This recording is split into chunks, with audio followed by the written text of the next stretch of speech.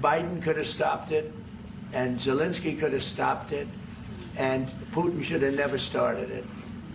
Everybody's to blame.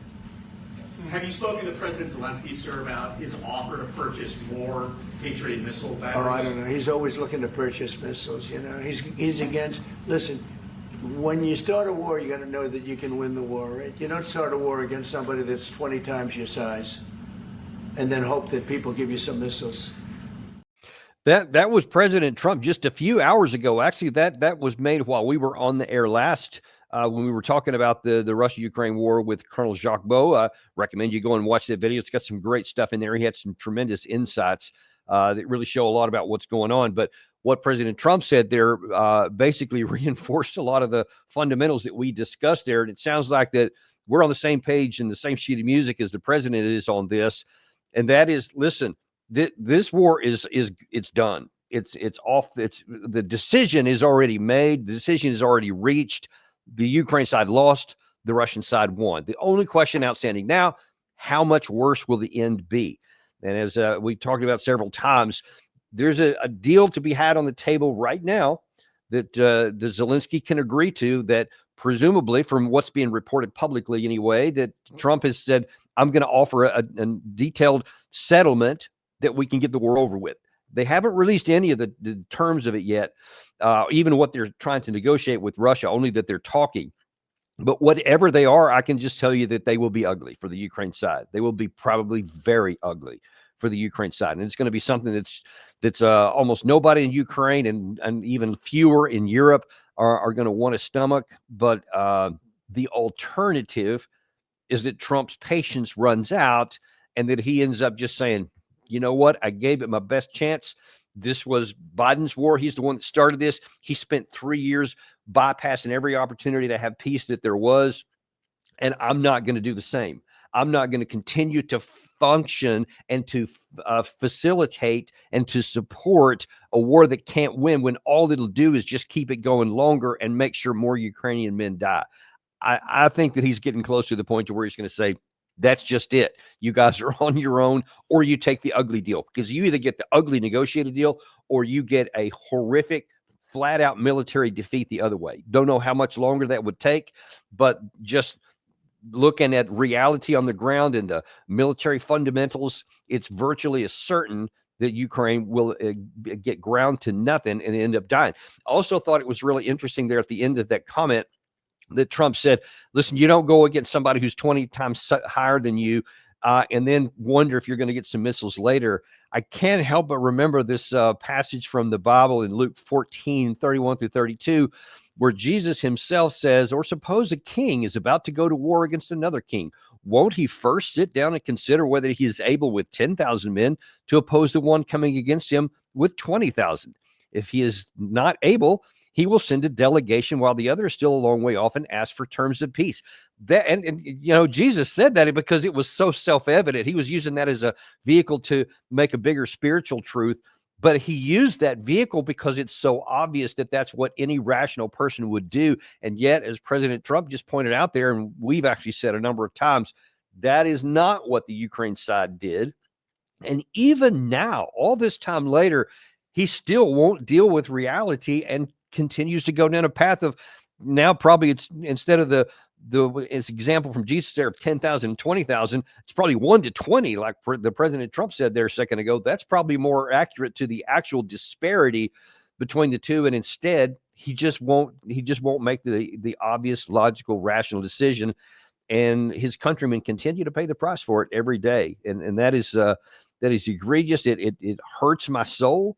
I try to put on a good face on it here. I try to keep it professional, but I promise you that it is a constant albatross around my neck and just sore anxiety that it causes me, just because I care about people. I care more about the Ukrainian people, I think, than most of these alleged supporters throughout the West and the others in the previous administration claim to care about them. And yet everything they did made sure more Ukrainians got killed without the possibility of having a victory and a success.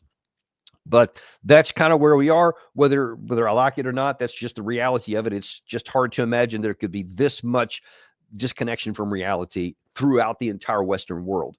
But we'll see if that ends up changing. One of the reasons why You get people saying those kinds of things. Why you have all of these leaders keep on going down this path is because there has been, whether it's an intentional or just the way it worked out process, you have a lot in the major media. You've heard Ian Puddock, the smartest man in London, talks about this a lot from the UK side, where he said all the major media are kind of lockstep behind what the British government wants, and they only tell one version of a story.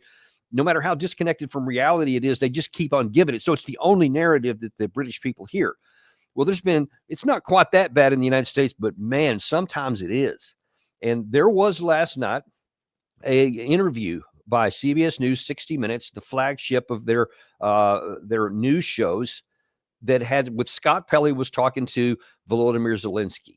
And in this conversation, it is as close to just outright propaganda as I may have seen in any one show. I mean, there's been a lot over the 3+ years of this war, but this is one of the worst, and especially coming this late in the war, I think it has to be the worst. Whether it's an intentional propaganda, whether it's just bad misinformation, bad journalism, I can't say, because I don't have enough information. I don't know what led them to say the things that they do. I can only speculate from outside. But what I can tell you with absolute certainty is that the stuff they say and the stuff they don't say leads to outright misinformation. So everybody who was watching that was either intentionally or whatever led to believe a certain truth, a certain state of facts, a certain state of the war. And if that's all they had, they are misinformed. And they may then be subject to wanting to support policies that will only harm more Ukrainians. That's the truth of it. I'm going to show you several. We took several bites of this. I recommend you go watch the whole thing, so you see the whole thing in context. It's on CBS News. You can just Google that and find it with great ease. It's out there. I think it's about a 14-minute interview. I encourage you to go watch the whole thing, because we can't play the whole thing here, but I'm going to take these certain sound bites out. And I want anyone who has any question about whether any of the things I'm going to say about this, you can watch it yourself in context of the whole, and you can come to your own assessment, especially based on the reality that we know exists here. But we'll start with the first one, because this is where we know that this is either intentional propaganda or it's just bad journalism, because the introduction that Scott Pelley gives after all this time, now into the 4th year of the war, he is really off the mark. The Ukrainian president faces a critical moment in his alliance with the United States. In an interview this past Friday, Volodymyr Zelensky invited President Trump here to Ukraine to see how Russia's unprovoked invasion 3 years ago continues to threaten the peace of the Western world. Two huge statements that he made there, huge statements. Number one, he repeated the same thing that Biden said probably 5,000 times during his time in office: the unprovoked war against Ukraine. That's the common thing that he said there. No room for equivocation, no consideration that there may be other factors, not even as like, well, it's a little complicated, but I think this is the right one. Nothing, just a flat statement. It was unprovoked. And I'm saying, really, you call that unprovoked? What do you suggest that from the year 2007, when Vladimir Putin went to the Munich Security Conference and addressed the Western world and said, by the way, this whole thing about you wanting to go into Ukraine and NATO and give membership to those states, that's not going to fly. We consider that a grave threat. That's what he told them there. You go down that path, it's a grave threat. The next year, 2008, at the Bucharest summit, the NATO summit, NATO members by name specified Georgia and Ukraine will become a member of NATO. So they took whatever Putin said and said, yeah, I don't care that you consider that a grave threat. Not interested in your opinion. We're going to go do this because nobody tells us what to do. So that was the very first of the provocations. And then we had the events of 2013, 2014, where the legally elected government in Ukraine, which was leaning toward the Russian side in terms of its policies and security, et cetera, was overthrown with the support of the United States and others in Western Europe. And when there was a chance to have a negotiated settlement to end that violent situation that happened in the Maidan Square, you've probably heard some of that in the early part of 2014, the Russians, the Europeans, and the Ukrainians all came together and they said, all right, we're going to work out a deal where there's going to be new elections starting in May of that year. This is in February. In May of that year, we're going to have it. So we'll have early elections and you'll get a chance. So if you think your side was on the upside, if you think that the president who was elected at that time, who wanted to have more economic integration with Russia instead of the European Union, if you don't like that path, then you can go back to the ballot box then, and you can elect a new leader who will go down that path. Instead, our side, because we have intercepted telephone calls between Victoria Nuland and some of the ambassador, the U.S. ambassador at the time, we're actively working on already selecting who's going to be in charge of what. And then, of course, then Russia calls them coup plotters, the people who were rising up against the legally elected government, then seized power. And then the elected president had to leave.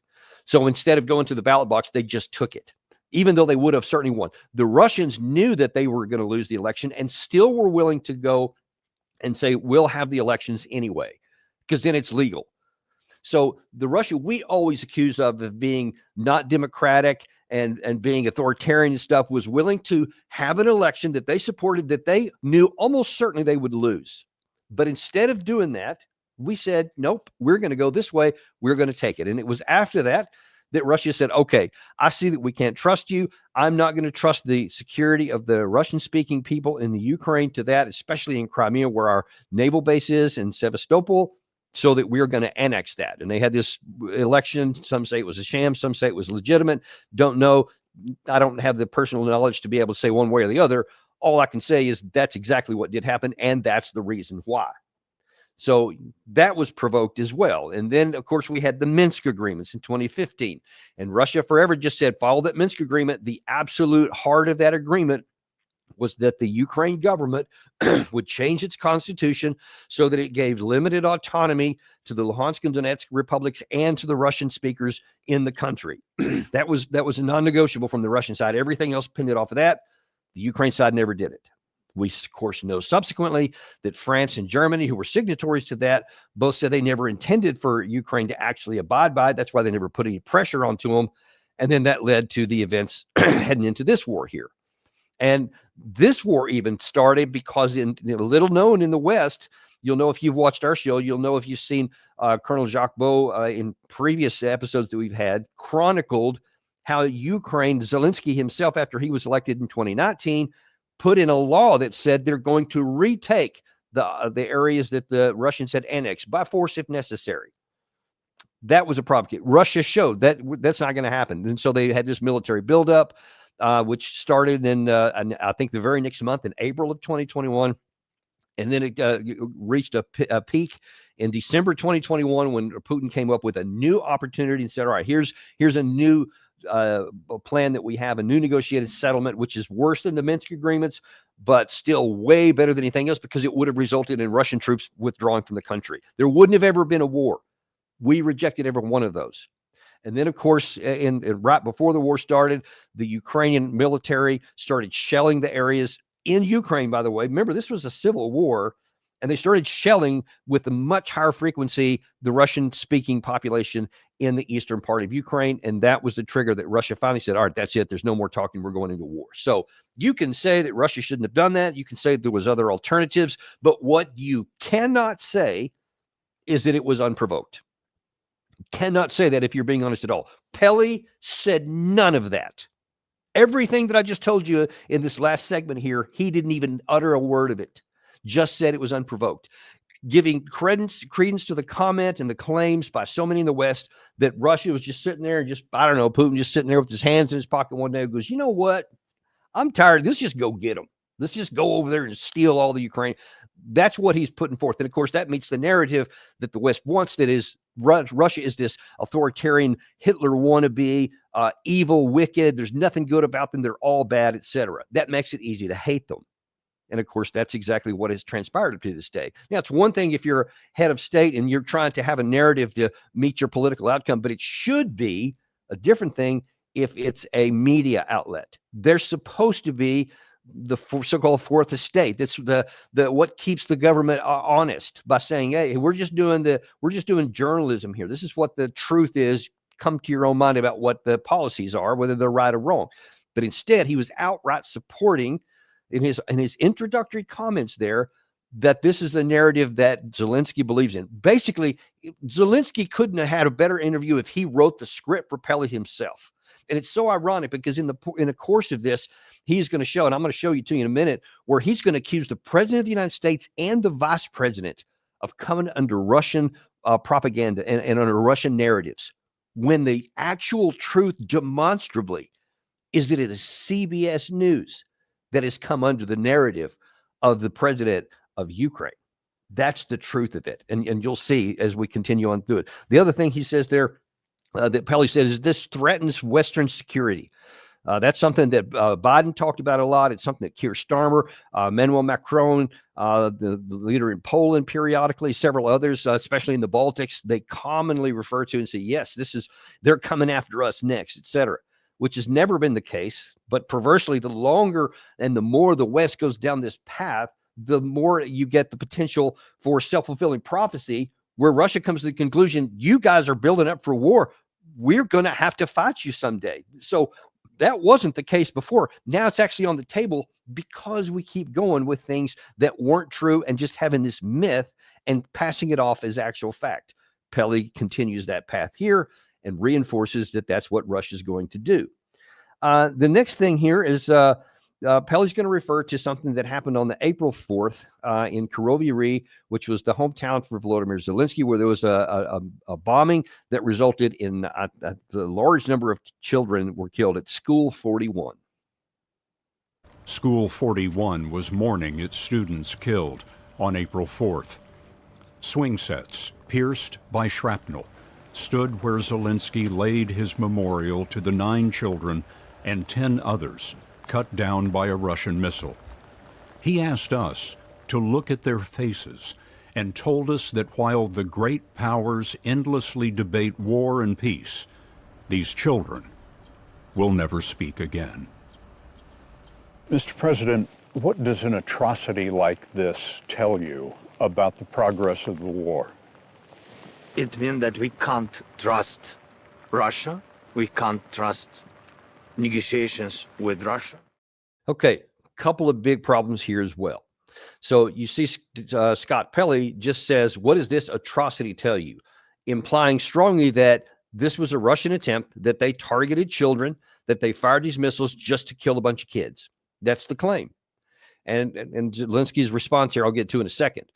But let's actually examine, is that what happened? Because Russia has been very careful not to target civilians throughout this entire war. In fact, there have been some times where either an errant missile or actually sometimes it's not clear that they just went and attacked some things. They attacked some malls, especially early in the war, because the Ukraine side was using them, which was later validated by the evidence of the Ukrainian armored vehicles that were in the rubble that were seen afterwards. So it was proven that that was the case. But there have been some where it could well have been that Russia did attack them. So definitely not wanting to whitewash what the Russians have done. They may have done some of that, but it is very small because they could have done a lot more of that.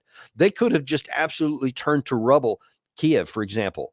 In the area of the presidential palace, in some of the other military organizations, headquarters, etc., they've chosen not to do that. And I've often been surprised by that because, I mean, those are valid military targets, and yet they've chosen not to go after them. So then the thought here, did they now then, this late in the process where they're trying to bring the war to an end through negotiations, are they going to choose this moment to literally shoot kids, which is something that they otherwise say that they abhor?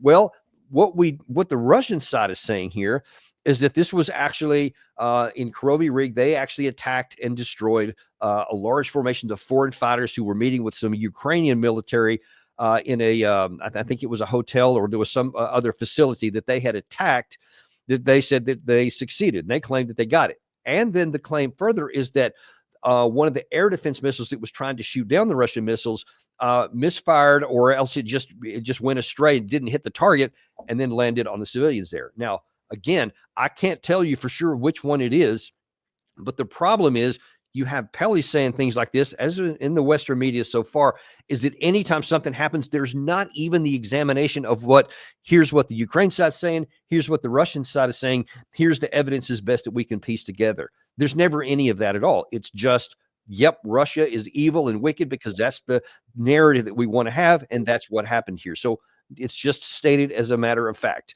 Again, to reiterate, I don't know. And for all I know, it is possible that the Russians either mistargeted something or maybe they were just being evil that day and decided to do it. I can't say for sure, but I can tell you the evidence doesn't imply that that's what happened. It needs to be investigated independently, not with a Ukrainian or a CBS News team, but with some kind of independent authority to find out exactly what happened. Almost certainly that won't happen, because if it turns out to be that it was an errant Ukrainian missile, and by the way, that has happened many, many times throughout this war, that the Ukrainian anti-air defense missile systems missed the target and hit its own people. That happened a bunch in here. So there is a lot of precedence for that too. One of the other things here, back to the diplomatic track, that's problematic, is that Pele asked Zelensky, what is the consequence of this missile attack here? And he said, well, it means you can't trust Putin. So we can't have a negotiated settlement because we can't trust him. Okay, hang on. So you're telling me that right now, see, that was Friday. That was last Friday. You're telling me that while President Trump has been trying to negotiate an end to this war and has had a lot of shuttle diplomacy, they've met with you in Kiev, they met with you in Saudi Arabia, they met with the Russians several times, they met with the Russians in Russia. All this shuttle diplomacy is going on, and now you're telling me out loud, I can't trust Russia. I can't have a negotiated settlement. What does that leave? If you don't have a negotiated settlement, if you hate the Russian side, and he does, that was also part of this interview where he just said, oh yeah, I hate Putin with 100%, not 99.99%, but 100% hate, then you can't have any kind of negotiated settlement that's going to end in anything besides a loss. And listen, let me just categorically state again, militarily, the war is already resolved. The outcome is already known. The Russians won. The only thing still to be determined is how bad the loss is going to be. And right now, with Zelensky making statements like this, that means the loss is going to be worse. But Pele didn't even mention that. He didn't even talk about the ramifications. It didn't even dawn on him that if there's no negotiations, then these kinds of attacks will keep happening, that the soldiers at the front line will keep getting killed. It's like he's oblivious to it. It's like he's wedded to the narrative. And so all we want to do is talk about the narrative and forget about the actual facts and the Ukrainian people dying as a result. That's what drives me crazy, because in the attempt to say, yes, Russia's this evil one, by your own actions, you're getting more Ukrainians killed. Who's the evil one here from the Ukrainian perspective? I argue that Russia's firing a lot of these missiles, so they deserve some of the blame, but who is enabling them by continuing the war going on the other side? Very much a provocation situation here. There's not a lot of empty hands, clean hands here. Next, I want to go on now. Okay, so that was one thing where it was about Putin. Now, then we shift to the president of the United States. So Pele makes the claim here, just a statement, that Trump has rewritten history. Then Trump rewrote history, saying falsely that Ukraine had started the war and calling the democratically elected Zelensky a dictator without elections. Zelensky better move fast, or he's not going to have a country left. Got to move fast, because that war is going in the wrong direction. When President Trump called you a dictator and said that Ukraine started this war, what did you think?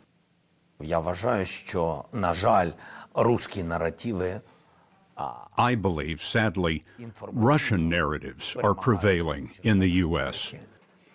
як можна бачити. How is it possible to witness our losses and our suffering, to understand what the Russians are doing, and to still believe that they are not the aggressors, that they did not start this war? See, now in the beginning of this war, when Putin himself said that Russia started, that the Ukraine side started this war, it was just mocked on the Western side without any further examination, because everybody's like going, obviously the Russian tanks rolled in on February 24th of 2022. They kind of started the war, and then they just stopped it right there. And no one in the West, or very few, paid any attention to what Putin responded. He actually responded to those. And he said, listen, I'm not talking about February 24th, 2022. I'm talking about 2013. I'm talking about even before that, during what they call the coup, where we helped support the overthrow of the legally elected government. That's what he's talking about. That's where he said this started. And then it turned into a civil war. And by the way, this civil war was almost all against the Russian-speaking ethnic Ukrainians living in Ukraine that were of Russian ethnic background, that spoke Russian, etc. That's what he was talking about. And he said that he tried to do, from the Putin's perspective, he tried to negotiate a settlement with the Minsk Accords. He tried to have these negotiations, and then it wouldn't happen, of course. And as I mentioned a minute ago, starting in March, I want to say March the 7th, it could have been the 11th of 2021, when Zelensky signed this declaration that said they were going to return these temporarily occupied territories by whatever means necessary. And he basically said, yeah, look, not only is there still the line of contact, because there had been an 8-year civil war, or nearly 8-year up to that point. Not only had that been, but they started increasing the shelling against the Ukrainian people of Russian descent on that side of the line of contact. And so Russia said, no, we're not going to do that. I'm going to put pressure. I'm going to put all these troops on the border as a warning and a signal. Don't do that. But they didn't go on with it. So you still keep circling back to that. It's kind of like the unprovoked nature of it. And so when Russia says that they started, this is what he's talking about. You started shelling the Russian-speaking people in Ukraine. It's a fact. It's not an assumption. You don't have to take anybody's word for it. That's just a fact. Over the 8 years, there was going back and forth on both sides. That's certainly true as well. But you can't say that this was all the Russian side and they did nothing. And it wasn't the Russians who signed that law in March 2021, and then who started moving military forces closer to the line of contact. That wasn't Russia. They're countering it, and you can see their military buildup came a month after that declaration.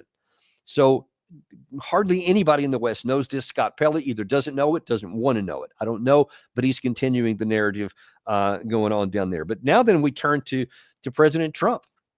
And he says, unfortunately, it just looks like Trump is a victim of Moscow propaganda. And this is where it starts to get kind of weird, frankly. Because I assure you, President Trump, I know for certain he is very well aware of the facts. He's very well aware. All the things I just mentioned, he knows. And so he's making these calculations and decisions and statements based on knowledge of the comprehensive truth. And you saw in that video clip I played at the top of this show, President Trump said there's blame to go around all over the place. Russia did some things wrong. Ukraine did some things wrong. They shouldn't have had this started all. The U.S. shouldn't have supported all this war, et cetera. Now we're going to bring it to an end. So he is well aware. His eyes are open. And then you have this propaganda from the CBS News that's not at all. And Pelley doesn't even give the possibility, never ask a second or third follow-on question to Zelensky. Well, what about this, Mr. President? President Trump says this, but you say that he's fallen propaganda, but here are the other facts. What do you say to that? Never ask the question. And then didn't stop with the president. Then both Pelley and Zelensky want to turn their fire on the vice president.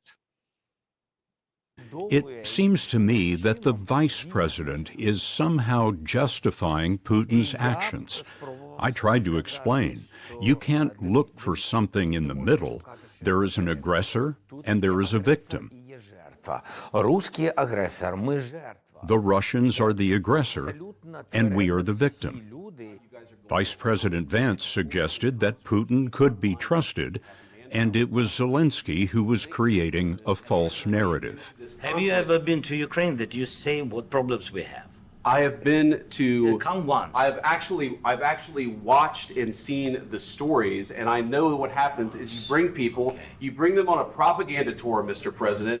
Would you invite President Trump to Ukraine? With pleasure. Please. This, Zelensky apparently wanted President Trump to hear in English. We want you to come, and I think to come and to see. You think you understand what's going on here. Okay, we respect your position. You understand. But please, before any kind of decisions, any kind of formats of negotiations, come to see people, civilians, warriors, hospitals, churches, children, destroyed or dead. Come, look, and then let's move with a plan how to finish the war. That that is, I want to say, the height of arrogance, but I mean, it's been broached a lot of times. So it's another one. It's another of the extremely arrogant suggestions. Zelensky is actually saying, and I think based on his body language and his facial expressions, that he believes what he's saying there. He actually thinks, if I can just get Trump here, then I'll be able to show him stuff on the ground that will somehow prove that Russia was the aggressor. You know, when they're talking about schools and churches and hospitals and all this kind of stuff. You know, funny that he didn't ask, and odd that it's not really odd that Pele never said, by the way, you know, a lot of the things that the vice president said there. What is it about the charge that you say about that you banned all the political parties that you don't like, that you refuse to have an election, that your constitution says that, yeah, you can have martial law, but that also at some point you have to have an election. And by the way, the United States during our Civil War had an election. So what is it about that you can't do? Why will you not have an election? And, you know, several other kinds of questions along those same lines here. What about all of the churches that you have shut down? What about the people that you have literally put in jail because they say anything against your government? What is it about all these mobilizations where you violate your own laws and literally steal people off the streets in the thousands each month? What about all those? How does that match with being the best democracy? You know, of course, he didn't ask any of those questions, and he just wants to paint Zelensky as this innocent victim who's just trying to do the best he can. But instead, we go down the path of it's the president who's just misinformed. Instead of asking a single one of those questions or even bringing it up, he's allowing the impression of that segment to be that the president and the vice president of the United States are both duped by the Russians and just giving their narratives, as opposed to, dang, maybe he's actually just looking at what's happening on the ground and says, hey, there's a lot of problems here. And we don't have any answers to them. But then the consequence of that, you see, was in the last portion of that segment there, where he says, listen, I want Trump to come so that then we can find a plan how to win the war or how to succeed in the war. And there is no plan. It's not, this is not something that can be found. The President Biden and his team and all of Europe, all of NATO, 50 nations we bragged about relentlessly, did everything in their power to find a solution to the war. One never was found. It continues to get Ukrainians killed and territory lost. That's what it happens when you ignore that calculation that President Trump talked about at the beginning, the Luke 14 comment that I put up right following that. If you don't do the calculations and see that one side has this power, your side has that power, make a deal to end it. Stop the senseless slaughter. Instead, nobody in the West wants to think about that, whether it's the Europeans, the previous administration, or the media. They just keep gearing these things. And of course, if Americans, if they don't watch our show, they probably don't know any of the things that I said there. And they may be tempted to think, especially if they're the Democratic persuasion, they'll be saying, yeah, no, why don't we do that? Yeah, why won't Trump go down there? Trump doesn't need to go down there because that would be a political victory, a PR victory, rather, for Zelensky. Well, it might be. I rather think that Trump could go in there and actually end up saying, yeah, that convinced me that I'm doing the right thing and you're crazy. You know, maybe that would be the case. But I doubt very seriously whether Trump's going to do anything that Zelensky tells him to do. But either way, it's not going to make any difference because there's just no reality on the Ukraine side. There's no reality on the media side in the West. And I have just kind of scanned the news since that came out last night. I haven't done it in depth, but I've not seen anybody that has said Pele forgot to ask all of these different questions and didn't raise any of these things. They're just reporting what was said in the segment, which will again allow people to believe that those things are true, that those charges are true, that those claims are true, and they're not going to know about all of the categories of things I've told you about that weren't even mentioned in the segment, all of which has to do with how this war is going to end. But then we got down toward the end of the segment, and without question, the worst thing at all that bodes the most ill for where this is going to go came when Pele asked him, how does President Zelensky see the war ending? What does a just peace look like to you? Безумовно, не втратити нашу суверенітет і нашу To not lose our sovereignty, or our independence. We, no matter what, will take back what is ours, because we never lost it. The Russians took it from us, the temporarily occupied territories. We will not recognize as Russia those territories that the Russians temporarily occupy. We will bring them back. When or how, I cannot say. So you want a just and lasting peace? That was the question it was asked. What does a just peace look like? It's one of the questions I ask a lot. Recently, we've gotten some answers here, which we put on the channel. But now here's Scott Pelley getting it from the man himself. What does Zelensky think is a just and lasting peace? And he said it's one where we maintain our sovereignty, where we maintain our military, where we maintain our territory. And I'm not going to agree to anything we're not going to acknowledge that we lost any of the territory to Russia, and that in any case, and eventually we'll get it back to our in the future. Don't know how, but we'll get it back somewhere. So what you were telling Russia unequivocally is there is no negotiating with this man. There is no deal that he can make. There is no concessions that they can give, because what Zelensky is asking President Putin to do is surrender. He's asking him to say, I will set the terms for a negotiated settlement. It will be what I decide and only what I decide. And I'm going to have this big reassurance force that's going to be part of that. I'm going to bring a bunch of people in from the West. We're going to continue to build. As soon as we get the fighting stopped, we're going to build our forces back up. We're going to keep getting support from Europe well into the future. They promised stuff up through 2030. And then later on, when I'm capable, or when the future president is capable, then we'll take them back. Don't know how, but we're going to do that. That's what you have just told Russia. Now, it doesn't even matter at this point what Steve Witkoff can say, what the Secretary of State Rubio can say, anybody, President Trump himself. If Putin says, you got to get this guy under control, because who am I going to sign a deal with? Am I going to sign a deal with that guy on his terms when I have the military advantage? He's not going to have it. You have just told the Russians, forget about what Trump is saying and just fight until you take what you want, so that there's no demilitarization, denazification. Nobody has to willingly withdraw from any areas, as there was some concern just the last week or so from the Ukraine side. You don't have to worry about that. Russia will simply seize it by force, even if it takes them another year of fighting. You had Colonel Mark Reisner of the Austrian forces in an interview with the new Zurich Zeitung, the newspaper, this morning, I believe it was. He said, listen, you just got to look. Russia thinks that this is like April 1945 and they're about to win the war. They have the military power to do it. And by the way, all evidence shows that they can continue at the current rate of expenditure, both of manpower and equipment, ammunition, et cetera, for 2 more years. Easy.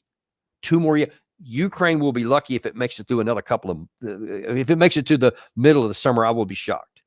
But in any case, there is a finite number of Ukrainian men, and that number dwindles by the day. And with the United States not even offering to have any other additional support, and with the European Union saying, here's 1/3 of what the U.S. alone gave last year, and that'll be spread out between now and 2030, means it's going to be minuscule. You won't have a fraction of enough ammunition, weapons, anything else, or manpower. It is inevitable that at some point the Ukraine military just collapse, and it loses the ability to have a coherent defense. And at some point, the Russians will be able to drive into the country. That's what you're setting the stage for. You're telling Russia that's your only play here. So congratulations, Scott Pelley. Well done, CBS News. You have helped enable the defeat of Ukraine.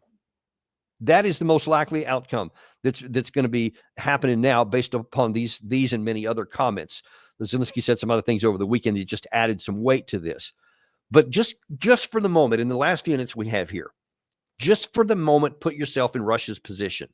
Forget about whether you like them or hate them. It's irrelevant. But if you were on their side and you had the military superiority, even better example, let's say that you are who you are. You're the United States. And we see that the Russians or Chinese, one or the other, had been trying to do some kind of a deal in Mexico on our southern border here. And they tried something that's not going to work. And so they tried to do something, but our military power was enough, and we started pushing them back. And then we have the decisive advantage, and we can either close the gap and close those jaws for the military victory, or we can have a negotiated settlement where they recognize that they can't do what they're doing anymore. They can't have the Russians or Chinese there. And they say, yeah, I don't want to. I don't care. I want you to do what I want. I want you to just give me what I want to my security and to allow me to keep my military forces there, and then sure, we'll quit fighting. I mean, they would get laughed out of town. That wouldn't give nobody in America would give that any serious consideration. They would say, "Are you crazy? Have you lost your mind? What planet are you living on? Do you think that we're going to sign a deal from a position of military superiority with anybody on the Mexican side and a foreign adversary, and we're going to allow you to keep getting weapons and everything else, and then build up, and you may try again to seize part of the southern United States?" It's beyond question what we would do. Then why do you think the Russians would be any different than we would be under the same circumstances?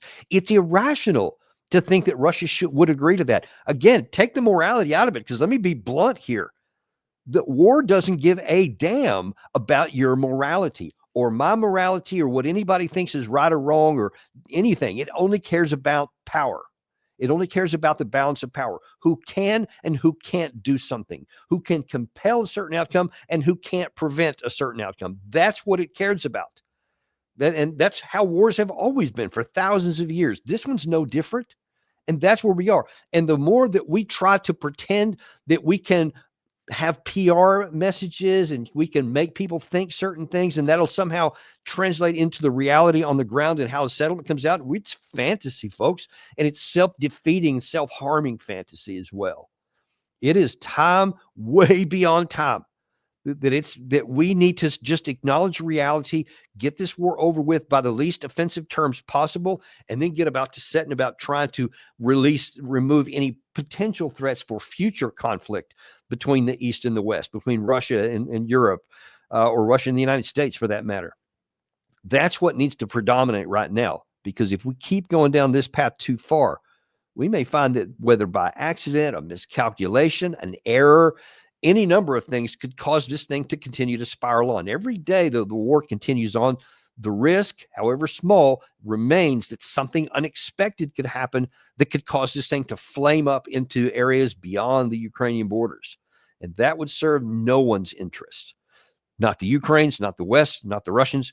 I know you don't care about the Russians, neither do I. I care about the Ukrainian people, I care about Europe, and I care about the United States. That's what we need to do if we want to prevent a bigger catastrophe than what we've already had. That, my friend, is the truth.